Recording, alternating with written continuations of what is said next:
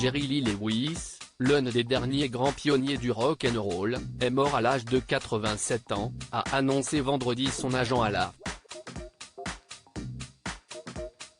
Réputé pour sa forte présence sur scène et son style dynamique au piano, légende du rock originaire de Louisiane, Sud, Jerry Lee Lewis est décédé de cause naturelle, a précisé la même source.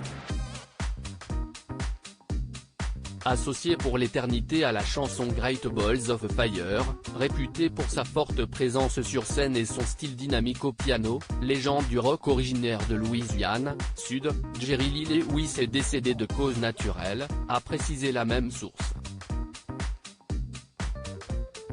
À la fois ami et rival du King Elvis Presley lui-même, Jerry Lee Lewis avait influencé toute une génération de musiciens, comme Bruce Springsteen qui disait à son propos en 1995, « Il ne joue pas du rock'n'roll, il est le rock'n'roll ».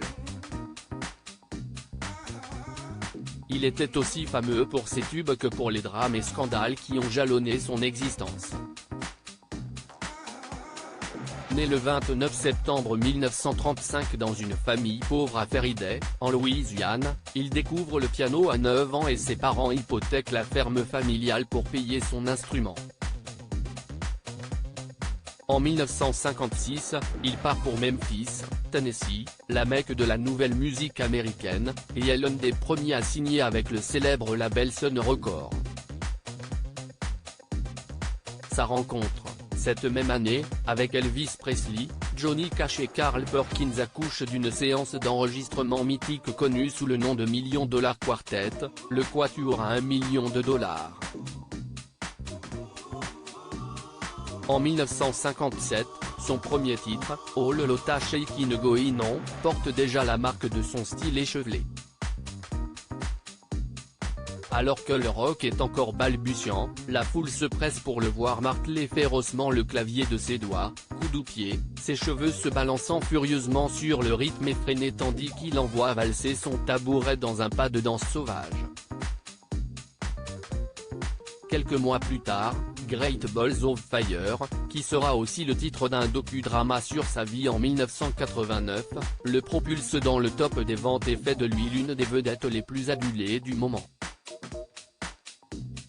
Cette femme est un sacré scandale. Un scandale éclate quand la presse découvre que sa troisième épouse, Mira Gale Brown, est sa cousine germaine âgée de 13 ans. Ils ont eu 2 enfants ensemble et finiront par divorcer en 1970. Les radios américaines décident de boycotter le chanteur, qui connaît une disgrâce pendant une demi-douzaine d'années avant de refaire surface en abandonnant le rock pour la musique country. Fantasque et parfois violent, l'alcool et les drogues lui ont valu de sérieux ennuis de santé et autant de démêlés avec la police. Mais la légende ne faiblit pas, au contraire, et il fait partie des premiers musiciens intronisés au Rock and Roll Hall of Fame, musée et panthéon du rock, à Cleveland, Ohio, à sa création en 1986. Il a passé une partie de ses dernières années dans son ranch de Nesby, Mississippi, avec sa 7e épouse, et montait encore sur scène début 2019. Mais, à la suite d'un AVC mineur en mai de cette année, il avait annulé des concerts.